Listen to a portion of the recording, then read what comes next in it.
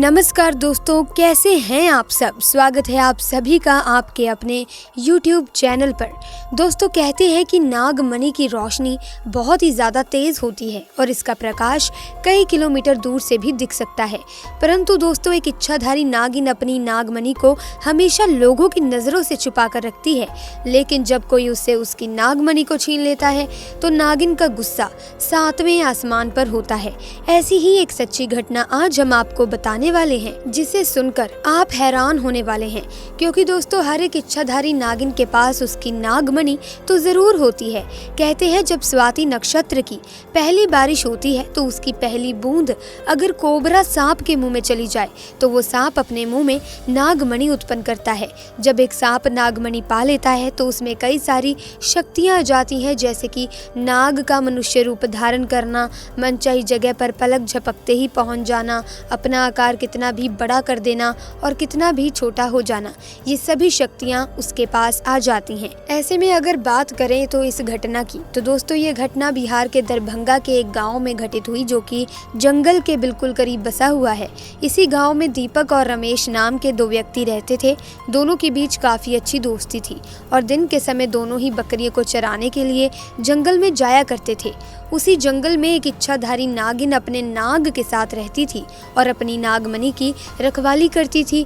एक बार दीपक की एक बकरी घने जंगल में चली गई तो दीपक ने रमेश से कहा कि तुम आज मेरी बाकी बकरियों को लेकर घर वापस चले जाओ और मैं अपनी उस बकरी को ढूंढ कर लाता हूँ जो जंगल के थोड़ा अंदर चली गई है।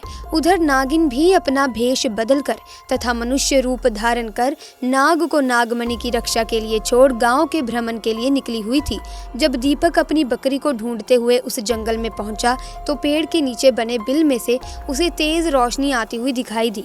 उसे लगा कि कोई कीमती हीरा या फिर आभूषण उसके नीचे छुपा हुआ है, तो उसने उसी पेड़ की टहनी को तोड़ा और एक बड़ा सा डंडा बना लिया और उस बिल को जोर जोर से मारकर तोड़ने लगा। उस बिल को तोड़ते समय दीपक बहुत तेजी से डंडे से वार कर रहा था, जिसमें से दो चोट नाग के बिल के अंदर मौजूद नाग पर लग गई और नाग ने उसी समय अपना दम तोड़ दिया।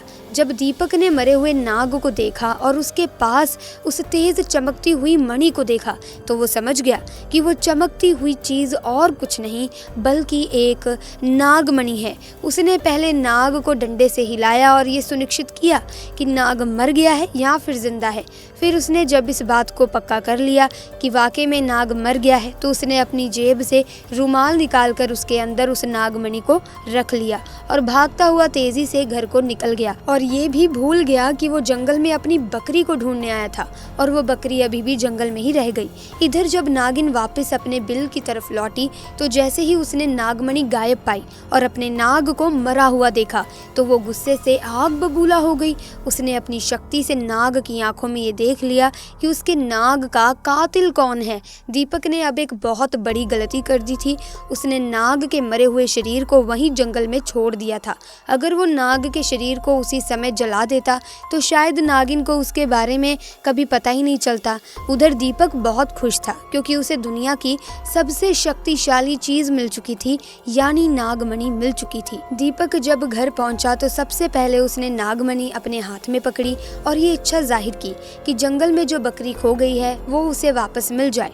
दोस्तों, अगले ही पल चमत्कार हुआ कि वो बकरी उसके घर के दरवाजे के बाहर खड़ी थी। दीपक ये सब देखकर बहुत खुश हुआ।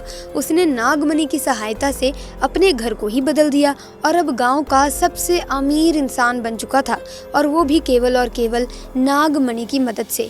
अपने नाग की हत्या का बदला लेने के लिए नागिन आग बबूला हो उठी, परंतु वो विवश थी क्योंकि दीपक के पास नागमणि थी और वो तब तक दीपक को नुकसान नहीं पहुंचा सकती जब तक उसके पास वो नागमणि मौजूद है।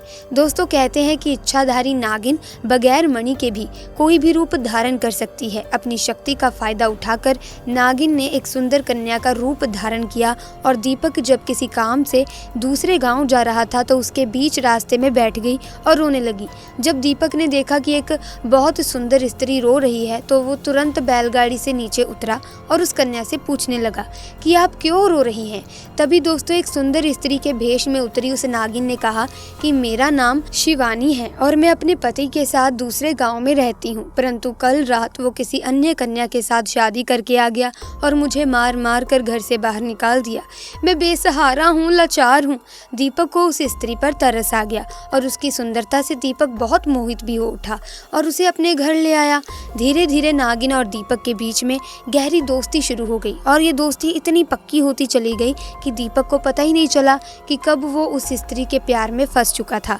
एक दिन दीपक और शिवानी यानी वो नागिन दोनों घूमने के लिए गए और एक जगह एकांत पाकर शिवानी ने दीपक से पूछा, तुम्हारे गले में ये चमकती हुई चीज क्या है? तो दीपक ने बोला, अरे कुछ नहीं, एक साधारण सा आभूषण है, मुझे बहुत अच्छा लगता है इसीलिए मैं इसे गले में पहनता हूँ।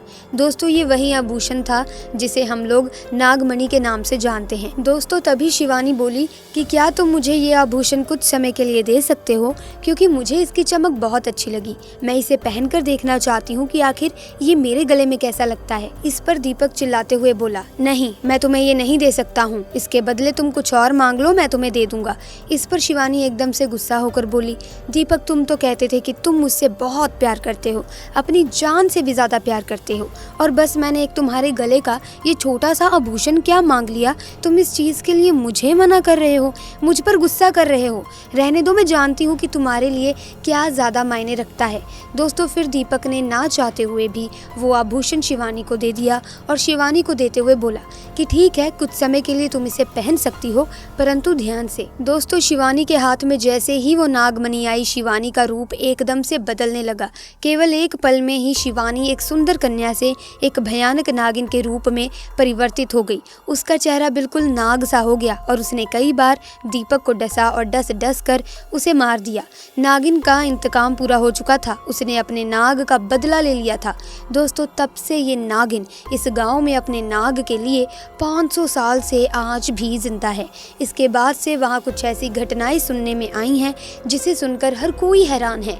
वहाँ के स्थानीय लोगों का कहना है कि उन्होंने एक नागिन को महादेव की पूजा करते देखा है और इसके बाद अचानक वो नागिन कहाँ गायब हो जाती है किसी को नहीं मालूम। जब इस बारे में गांव के मंदिर के पुजारी जी से बात की गई तो मंदिर के पुजारी का कहना है कि ये अपने नाग की मौत के बाद से ही भयंकर रूप धारण करके अपने नाग को ढूंढ रही है और जिस तरह से पिछले 500 सालों से महादेव की पूजा करती थी आज भी वही करती आ रही है। नागिन इस मंदिर में आती है और भगवान शिव से अपनी प्रार्थना कर बिना किसी को नुकसान पहुंचाए चली जाती है।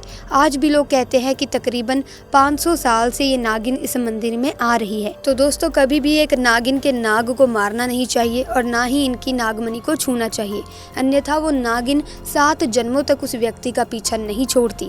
आपको ये घटना कैसी लगी आप हमें कमेंट सेक्शन में ज़रूर बताइएगा। महादेव के दीवाने कमेंट सेक्शन में हर हर महादेव का जयकारा लगाना ना भूलें।